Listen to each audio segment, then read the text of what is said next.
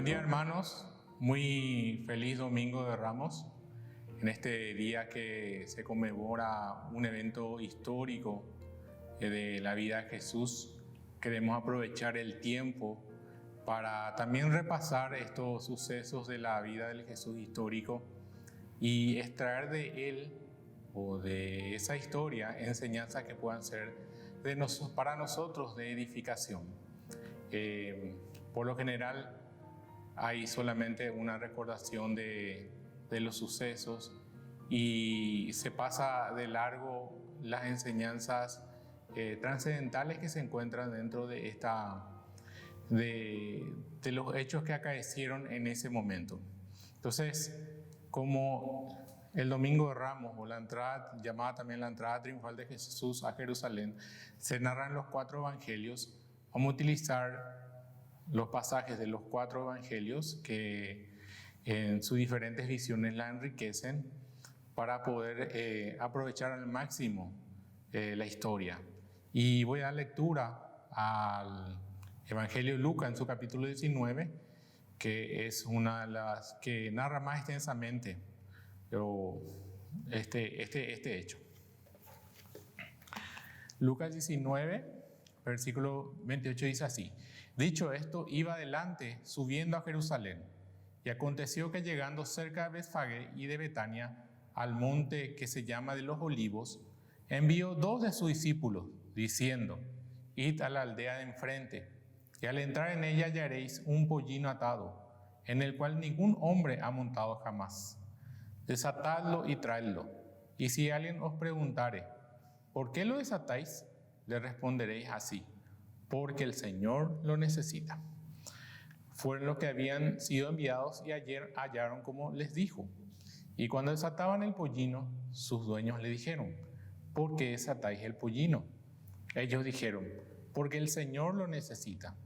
Y lo trajeron a Jesús. Y habiendo echado sus mantos sobre el pollino, subieron a Jesús encima. Y a su paso tendían sus mantos por el camino. Cuando llegaban ya cerca de la bajada del monte de los Olivos, toda la multitud de los discípulos, gozándose, comenzó a alabar a Dios a grandes voces por todas las maravillas que habían visto, diciendo: bendito el Rey que viene en el nombre del Señor, paz en la tierra y gloria en las alturas. Entonces algunos de los fariseos de entre la multitud le dijeron: Maestro, reprende a tus discípulos. Él respondió y les dijo: os digo que si estos callaran, las piedras clamarían.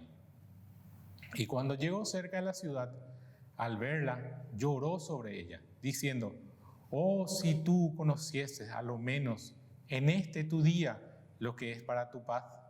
Mas ahora está encubierto tus ojos, porque vendrán días sobre ti, cuando tus enemigos te rodearán con vallado, y te sitiarán, y por todas partes te estrecharán, y te derribarán a tierra, y a tus hijos dentro de ti. Y no dejarán en ti piedra sobre piedra, por cuanto no conociste el tiempo de tu visitación. Jesús había llegado en este momento a la cumbre de su ministerio, hacia días que había resucitado a Lázaro entre los muertos. Había una gran expectativa en cuanto a la persona de Jesucristo. Algunos ya lo reconocían abiertamente como el Mesías. Los hechos de la resurrección de Lázaro era innegable.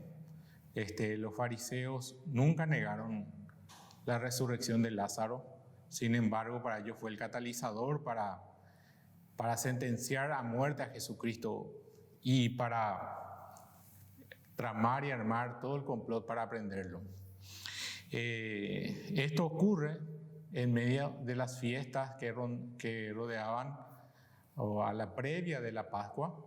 Era una fiesta internacional, había mucha gente de muchos lugares en ese tiempo. Es más, la misma escritura en Juan nos dice que algunos griegos pidieron entrevistarse con Jesús. Y hay 2 enseñanzas que se pueden rescatar, que son las principales de este hecho histórico de Jesús.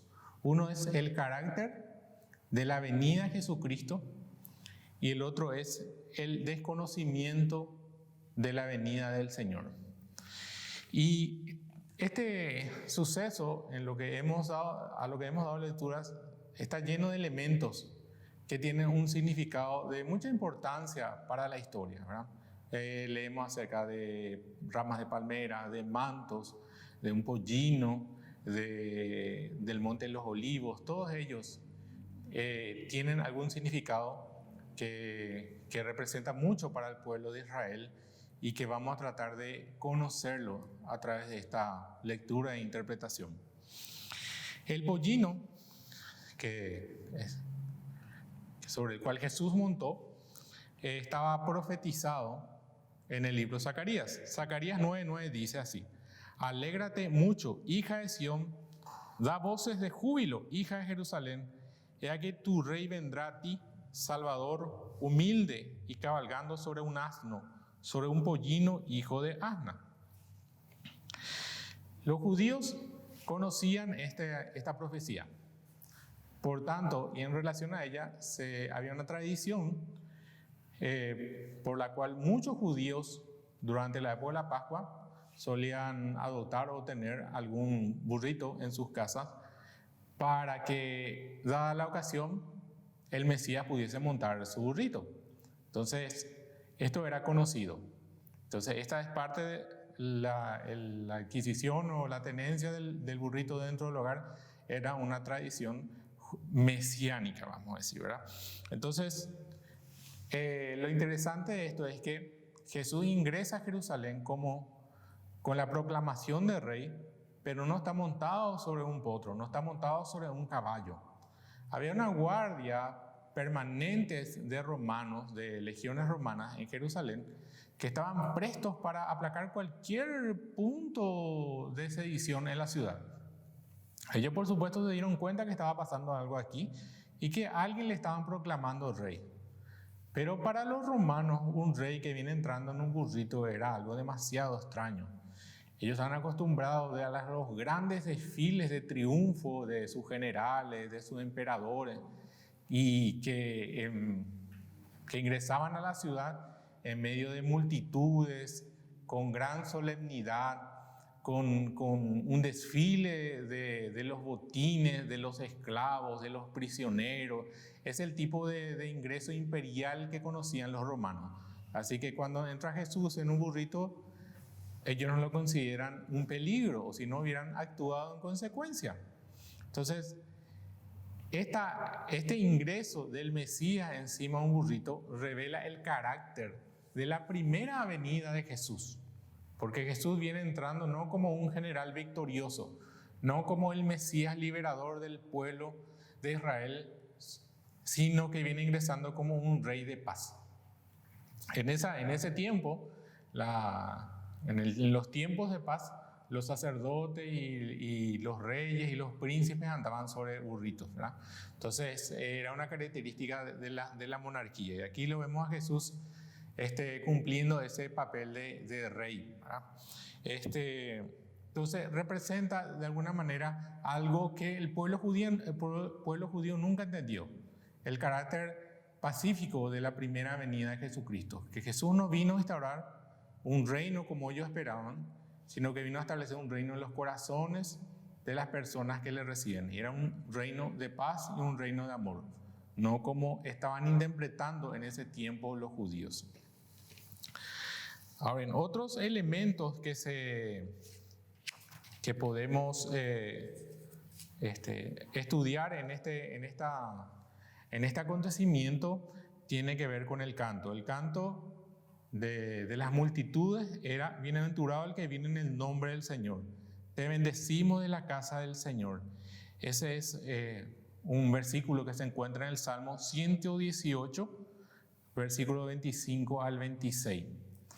Y también la ubicación es interesante porque esto se desarrolla desde el Monte de los Olivos hasta Jerusalén. Allí también una profecía en Zacarías, que en el capítulo 14, versículos 1 al 5, que dice: entonces saldrá el Señor y peleará contra aquellas naciones, como peleó en el día de la batalla, y sus pies estarán en aquel día sobre el Monte de los Olivos, y esta que está delante de Jerusalén en el este. Entonces los judíos sabían que había una profecía que de alguna manera el Mesías se iba a manifestar en el Monte de los Olivos.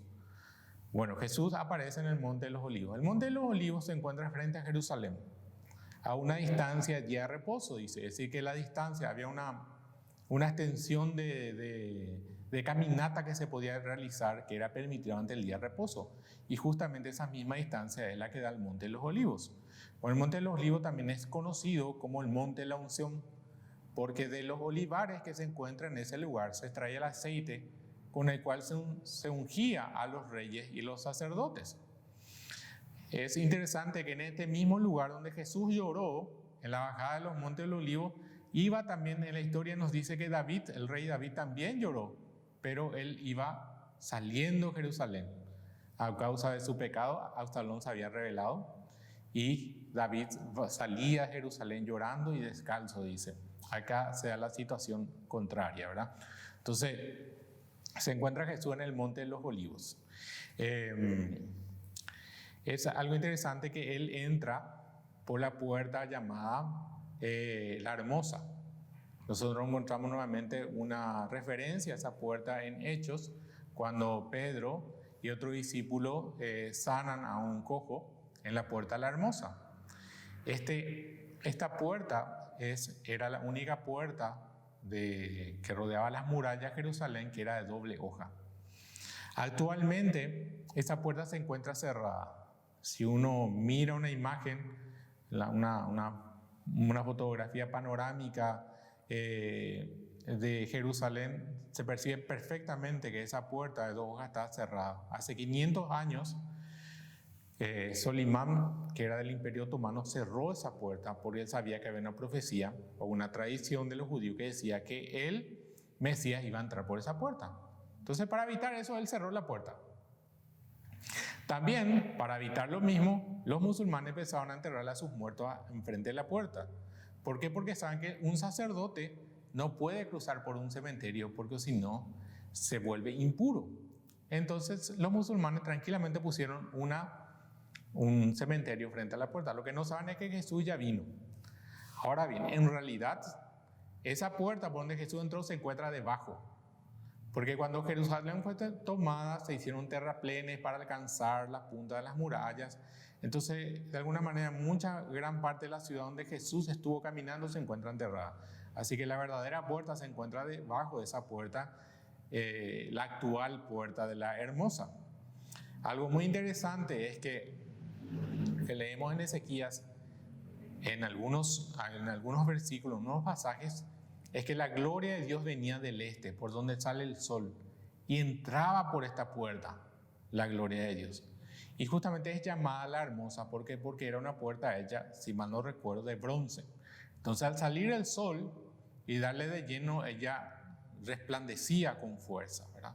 Entonces, por esta puerta entra Jesús desde el Monte de los Olivos. Es interesante que ahí, en ese mismo lugar donde Jesús se puso a llorar, 33 años más tarde, cuando empieza el sitio a Jerusalén, las tropas, la legión 10ª de los romanos, colocaron su campamento. Es decir, que si lo hubieran aceptado a Jesús, ese campamento de esas legiones romanas nunca se hubieran instalado en ese lugar. Bueno, entonces, el siguiente elemento que vamos a ver de la entrada de Jesús tiene que ver con los mantos y las palmeras. En 2 Reyes 9, 12 y 13 se nos narra una historia en relación a Jehú. Jehú era uno de los príncipes de Israel. En ese tiempo reinaba Acab y su esposa la malvada Jezabel. Entonces viene un profeta y le habla a Jehú y le unge rey. Cuando ingresa otra vez donde estaban sus otros compañeros príncipes, le tratan de quitar la información. Y él trató de esquivar, de no contar lo que sucedió. Sin embargo, ellos pudieron extraer la verdad. Y dice en el versículo 12, ellos dijeron, los demás príncipes, mentira, decláranos ahora. Y él dijo, así y así me habló, diciendo, así ha dicho Jehová, yo te he ungido por rey sobre Israel. Entonces cada uno tomó apresuradamente su manto y lo puso debajo de Jehú en un trono alto. Y tocaron corneta y dijeron: Jehú es el rey.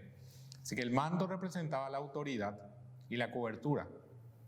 Colocar un manto debajo de alguien significa que uno rendía su autoridad, uno rendía y solicitaba la cobertura. Lo que hacen los judíos aquí al colocar su manto delante del Señor, lo que están haciendo es rindiendo su dominio, su autoridad propia delante de Él, ¿verdad? Y también se nos dice que lo recibieron con hojas de palmas, ¿verdad? En Levítico 24:40 dice, en referencia a una de las fiestas, una de las ordenanzas que le dio el Señor, era celebrar la fiesta de los tabernáculos. Y dice así en el versículo 40 del Levítico 23: y tomaréis el primer día ramas con fruto de árbol hermoso, ramas de palmeras, ramas de árboles frondosos y sauces de los arroyos, y os regocijaréis delante de Jehová vuestro Dios por 7 días. Entonces la rama de palmera simbolizaba el regocijo y la alegría. También en Primera Macabeos, que es un libro deuterocanónico, pero que nos sirve a nosotros como un libro de historia, dice así de cuando Judas Macabeo ingresó a la ciudad una vez que le vencieron a los griegos. Dice: y entró en ella con acción de gracias y rama de palmeras, con arpas, címbalos, con violes, himnos y canciones. Otra vez se hace referencia a las ramas de palmera. Entonces las ramas de palmera simbolizan la alegría y el regocijo del pueblo delante de Dios. Entonces vemos cómo todos los elementos que se hacen presentes en la narración, en la historia, tienen un significado particular, ¿verdad? Entonces, esta es la primera parte, y lo que podemos encerrar de todo esto es que hay un carácter en esta primera venida de Jesucristo que los judíos nunca entendieron. Jesús no venía como ellos esperaban, Jesús venía como el Rey de paz. Y durante esta entrada triunfal se revela y se simboliza y se representa más claramente que en otro momento de la vida de Jesús el tenor de su venida, que él venía a instaurar un reino que no era lo que ellos esperaban y que se instala en el corazón, y que es un reino de paz y un reino de amor. Y entonces el segundo punto que podemos traer de esta historia tiene que ver con el desconocimiento del pueblo de Israel de la visitación del Señor. Y quizá este es uno de los puntos más tristes de la vida y del ministerio de Jesucristo. Para recordar, leemos en Lucas 19 lo siguiente, en el versículo 41. Y cuando llegó cerca a la ciudad, al verla, lloró sobre ella, diciendo: oh, si también tú conocieses, a lo menos en este tu día, lo que es para tu paz. Mas ahora está encubierto tus ojos, porque vendrán días sobre ti, cuando tus enemigos te rodearán con vallado, y te sitiarán, y por todas partes te estrecharán, y te derribarán a tierra, y a tus hijos dentro de ti, y no dejarán en ti piedra sobre piedra, por cuanto no conociste el tiempo de tu visitación. Esta es la segunda vez que Jesús llora en el transcurso de pocos días. En la anterior ocasión es cuando las hermanas le comentan y le llevan a Jesús, las hermanas de Lázaro le llevan frente al sepulcro. Entonces él llora a Jesucristo, pero el motivo fue ver el dolor que causaba la muerte. En esta ocasión él llora por causa del pecado, por el pecado y la ceguera del pueblo de Israel. Es interesante, como estábamos diciendo hace rato, que ahí en el mismo lugar donde Jesús lloró, es el mismo lugar donde 33 años después la legión romana se instaló para sitiar la legión a cargo de Tito, sitió la ciudad y tomó Jerusalén, ¿verdad? A veces Dios nos visita justamente antes de una tragedia. Muchas veces Dios viene a nosotros para evitar que caigamos en algún tipo de escenario que puede ser doloroso para nosotros. Por eso es sumamente importante conocer el tiempo de visitación del Señor. Y Nosotros leemos en Mateo sobre la misma historia en el capítulo 21, versículo 10, que dice así: cuando entró él en Jerusalén, toda la ciudad se conmovió diciendo: ¿quién es este? Y la gente decía: este es Jesús el profeta de Nazaret de Galilea. Y sus discípulos también. En Juan 12 dice, en el versículo 16 dice: estas cosas no las entendieron sus discípulos al principio. Es decir, que había una gran cantidad de personas que no entendían. No es que toda Jerusalén salió a recibir a Jesús. Se estima de 3.000 personas más fueron. El resto era gente como esta que decía: ¿quién es este? No le conocía a Jesucristo.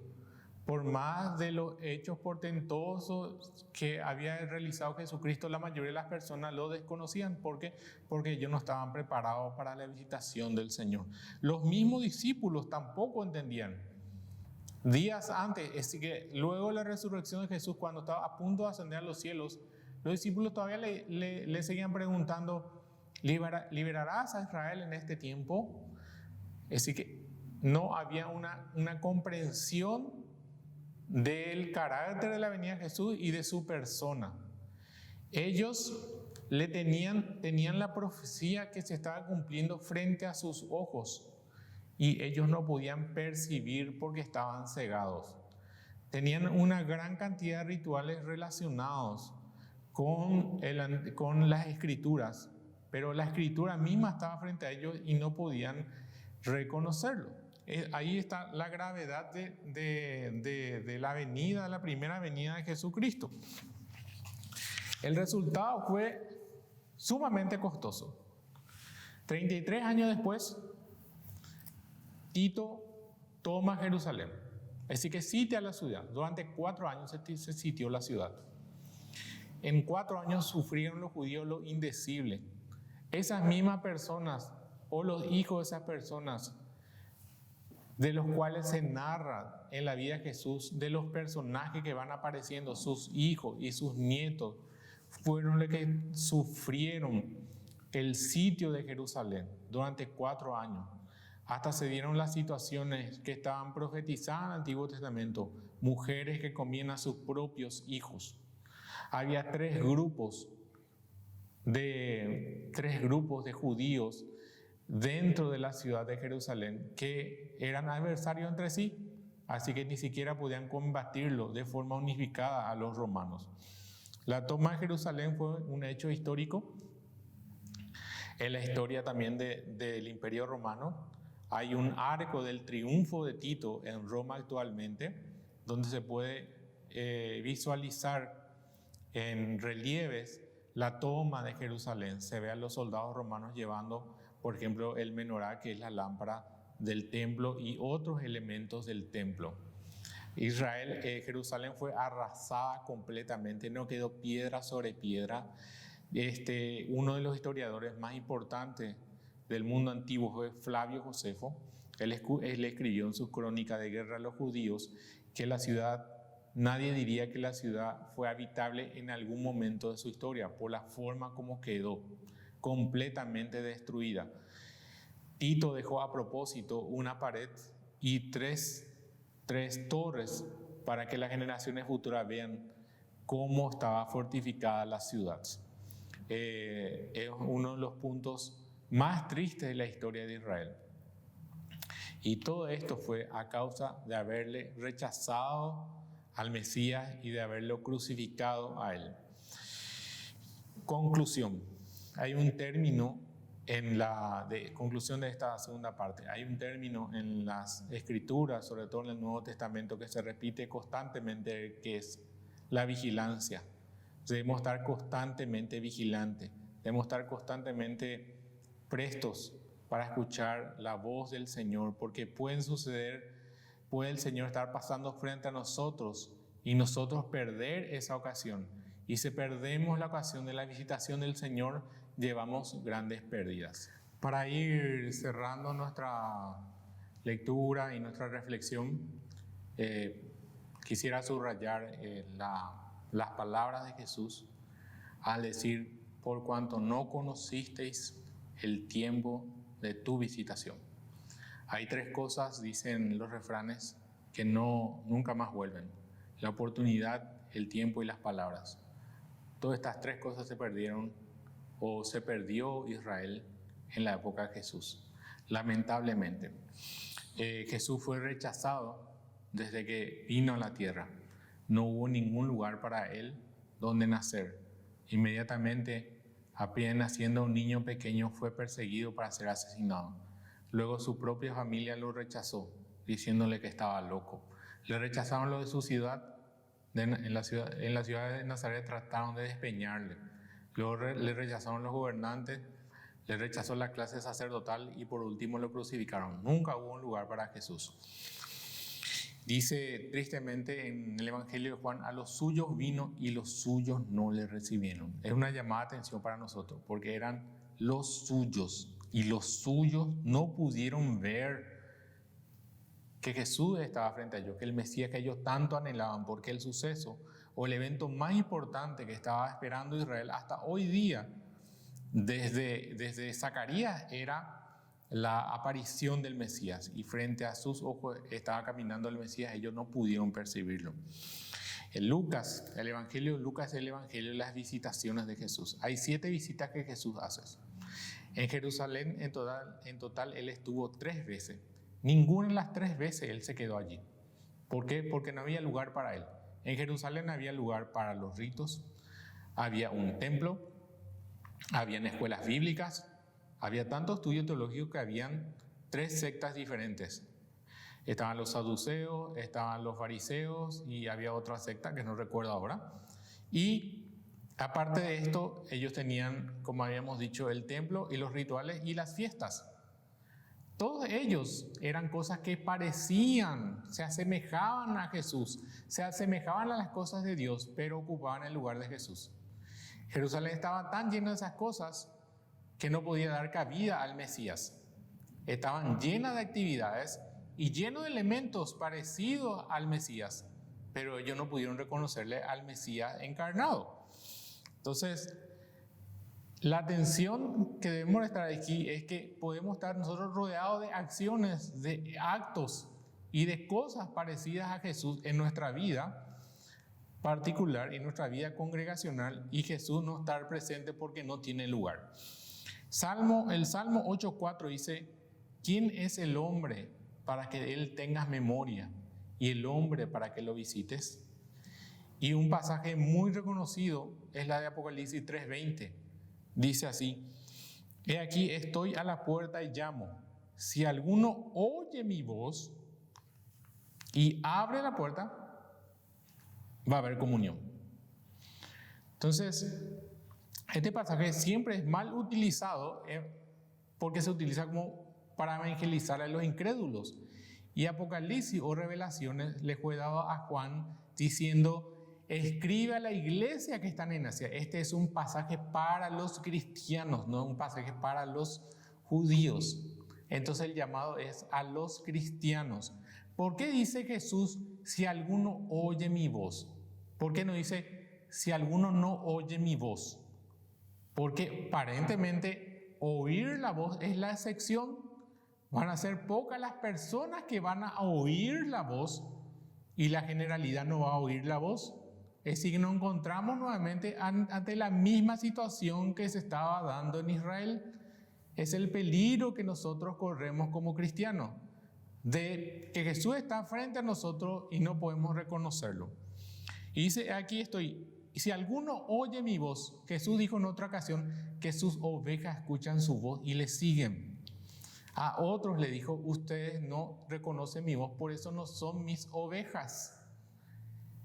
Para oír la voz, uno tiene que estar familiarizado con la voz.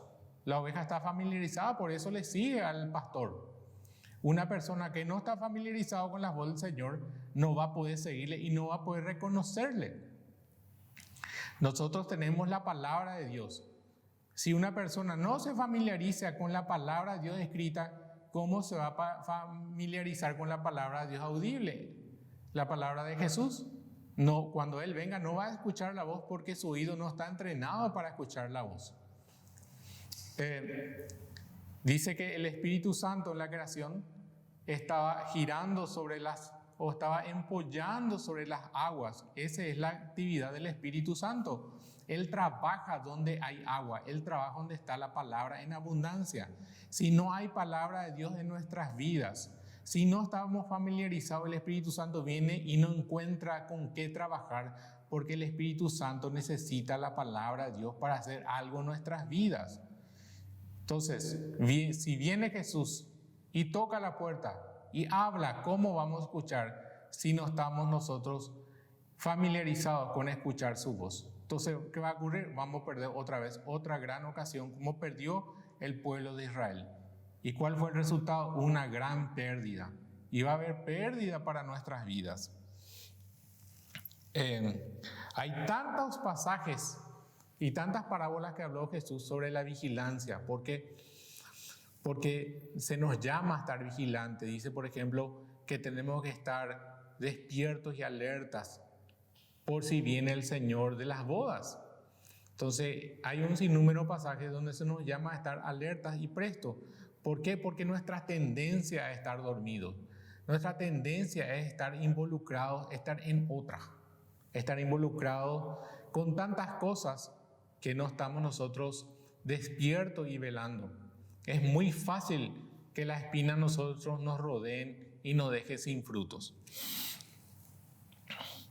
Dice en Romanos, para ir cerrando, Romanos 13:11, y esto conociendo el tiempo, que es hora de levantarnos del sueño, porque ahora está más cerca a nosotros nuestra salvación de que cuando creímos. Entonces, conociendo el tiempo, que es hora de levantarnos del sueño. El tiempo se refiere a lo mismo. El tiempo de la visitación romano fue escrito para los cristianos, porque nosotros somos dados a estar soñolientos. El tiempo se refiere al kairos. El tiempo de Dios es un tiempo preciso, un momento oportuno. En cambio, la hora se refiere a anochecer y estar avanzado. Y a levantarse hace referencia a levantarse de la enfermedad, levantarse del sueño, a despabilarse. Es decir, que sueño significa somnolencia, significa estar cansado, significa estar aprisionado. De todas esas cosas, el Señor nos manda a nosotros, a los cristianos, a sacudirnos de todas esas cosas que nos están atajando y de prestar atención a lo que está sucediendo a nuestro alrededor y con nuestra persona. Para el Señor vale mucho nuestra comunión con Él, porque costó muy caro. Y Él nos llama a que esté presto nuestro oído para que cuando Él llame, nosotros abremos. El Señor visita. El Señor hace una visitación constante. Siempre está haciendo visitaciones a nuestras vidas. Y siempre es para algo bueno. Le visitó a Moisés cuando ya no era nadie en el desierto y le dijo, vete junto a Faraón. Y cambió el mundo. Le visitó a Abraham cuando el mundo pagano inundaba la tierra y le dijo, sal de tu tierra. Y él era un pagano y cambió la historia. Le visitó a Samuel cuando era un niño y estaba en el templo y dice que la lámpara del Señor se estaba apagando. Le visitó y se volvió a encender la lámpara. El Señor nos llama para cosas grandes, para un cambio, para algo que Él quiere hacer. Pero para ello nuestro oído tiene que estar habituados a su palabra. Tenemos que salir de esa somnolencia. Tenemos que salir de transar nosotros con el pecado, de transar con el caigüe, de transar nosotros con la frialdad espiritual. Porque si no hay pérdida, ¿cuánto perdió el pueblo judío por no recibirle a Jesús? Muchísimo perdió. Y nosotros no somos más inteligentes que los judíos, podemos pasar por la misma experiencia. Por eso las parábolas de Jesús acerca de la vigilancia nos llaman la atención sobre ese mismo punto. Y quiero cerrar con este pasaje que está en Apocalipsis 7:9. Dice, después de esto miré y aquí una gran multitud, la cual nadie podría contar, de todas las naciones y tribus y pueblos y lengua, que estaban delante del trono y en la presencia del Cordero, vestidos de ropas blancas y con palmas en sus manos. Hay todavía un regocijo para el pueblo del Señor. Hay todavía un tiempo que nosotros vamos a estar en el futuro, con palmas en nuestras manos, regocijándonos con el Cordero y por el Cordero. Este es el mensaje de este día, que el Domingo de Ramos no sea solamente el recordar un acontecimiento histórico, sino que sea para nosotros un llamado de atención y que sea el inicio de un escuchar la voz del Señor y de recibir su visitación. Dios nos bendiga a todos. Hola amigos y hermanos, qué gusto saludarles. Quiero tomar un momentito después de la proclamación de la palabra que nos recuerda que Dios tiene un tiempo de visitación. Lo hizo en la historia a través de Jesucristo y lo sigue haciendo en la historia de nuestras vidas. Y creo que estamos en un tiempo oportuno. Y sinceramente nuestro deseo es que aproveches la oportunidad que Dios te da de venir, de recibir la obra de Él, de estar a cuentas con Él. Y me gustaría guiarte en una oración. Ahí donde estás, me gustaría que eleves a Dios una oración en la cual me gustaría guiarte. Y si estás dispuesto, pues bien, repetí conmigo estas palabras y decirle: Señor Jesús, te doy las gracias porque viniste, nos visitaste para marcar un nuevo tiempo en nuestra historia, en la historia de nuestras vidas. No quiero que sea en vano para mi vida. Por eso hoy te abro mi corazón, recibo tu obra, te recibo a ti. Perdona mis pecados, sálvame, limpia mi corazón, transforma mi entendimiento, condúceme. Quiero caminar contigo todos los días de mi vida. Renuncio a mi vida pasada y abrazo la vida que tú tienes para mí. Te agradezco porque te hiciste hombre por amor a mí y para salvarme. Gracias porque tu sacrificio no fue en vano para mi vida. Lo recibo por fe. Gracias, Jesucristo. Amén. Amén. Que sea una buena semana. Acuérdate que esta Semana Santa, por sobre todas las cosas, tiene como motivo recordar la obra de Él a favor nuestro, y que sea esa nuestra prioridad, y que disfrutes. Que Dios te bendiga.